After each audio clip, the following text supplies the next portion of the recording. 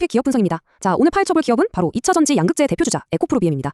최근에 실적 발표가 있었는데 이상하게 주가는 오르는데 회사의 진짜 체력, 이 펀더멘털과는 거리가 점점 더 멀어지는 듯한 모습이거든요. 오늘 그 속사정을 한번 제대로 들여다보겠습니다.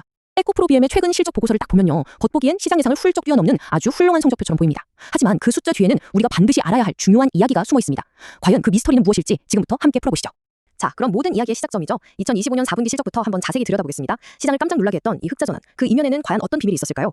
네, 바로 이 숫자입니다. 영업이익 410억 원. 당시 시장에서는 한 250억 원 정도를 예상했거든요. 이걸 무려 60% 이상 뛰어넘었으니 다들 어닝 서프라이즈다 하면서 환호했죠. 하지만 사실 이게 바로 우리가 주목해야 할 착시의 시작이었습니다. 아니, 그럼 이익이 어떻게 이렇게 부풀려진 거냐?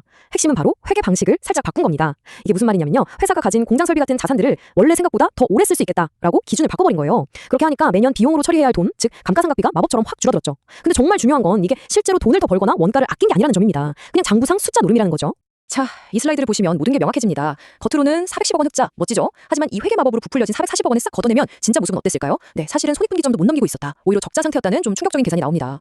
잠시만요. 지금처럼 이렇게 숫자 뒤에 숨은 진짜 의미를 파헤치는 분석 도움이 되신다면요, 잠깐만 시간 내서 구독이랑 좋아요 한 번씩만 꾹 눌러주세요. 여러분의 그 클릭 한 번이 저희가 더 깊이 있는 분석을 만드는데 정말 큰 힘이 됩니다. 그럼 다음으로 넘어가서 2026년 전망을 좀 살펴보겠습니다. 여기서부터 아주 기묘한 성장의 역설이 보이기 시작해요. 분명 회사는 성장한다고 말하는데 시장에서는 이익이 줄어들 거라고 보고 있거든요. 이게 대체 어떻게 된 일일까요? 이 표를 보시면 그 차이가 한눈에 딱 들어오죠. 회사는 우리 출하량 30%나 늘어날 겁니다 하고 자신하는데 시장의 시선은 훨씬 차가워요. 한 23% 정도 아닐까 하고 보는 거죠. 근데 정말 충격적인 건 바로 영업이익입니다. 성장은 하는데 이익은 오히려 작년보다 18%나 뚝 떨어진다는 겁니다. 이상하죠? 핵심은 이겁니다. 작년에 실적을 예쁘게 포장해줬던 그 일회성 보너스들이 2026년에는 모두 사라지는 거예요. 인도네시아 투자해서 번 돈도 없고 아까 말씀드린 그 회계 마법 효과도 이제 없죠. 그러니까 결국 포장지를 다 뜯어낸 회사의 진짜 민낯이 드러나는 겁니다. 그렇다고 에코프로비엠의 미래가 암울하기만 한 건 아니에요. 물론 장기적으로 봤을 때 성장 동력도 분명히 있습니다. 자, 지금부터는 이 회사가 가진 기회와 또 마주한 위협 둘 다 한번 살펴보겠습니다. 에코프로비엠의 중장기 계획인데요. 여기서 제일 중요한 건 2026년 2분기에 돌아가기 시작할 헝가리 신규 공장입니다. 이게 바로 유럽 시장을 공략할 핵심 기지가 될 거거든요. 또 전고체 배터리 같은 차세대 기술 개발도 꾸준히 하고 있고요. 장기적인 그림은 탄탄해 보이지만 당장 눈앞의 현실은 좀 만만치가 않습니다. 헝가리 공장 같은 새로운 라인을 돌리려면 막대한 고정비가 들어가고요. 글로벌 시장의 경쟁은 날이 갈수록 더 치열해지고 있죠. 한마디로 기회와 위협이 딱 공존하는 그런 상황입니다. 자, 이제 가장 의아한 부분에 도달했습니다.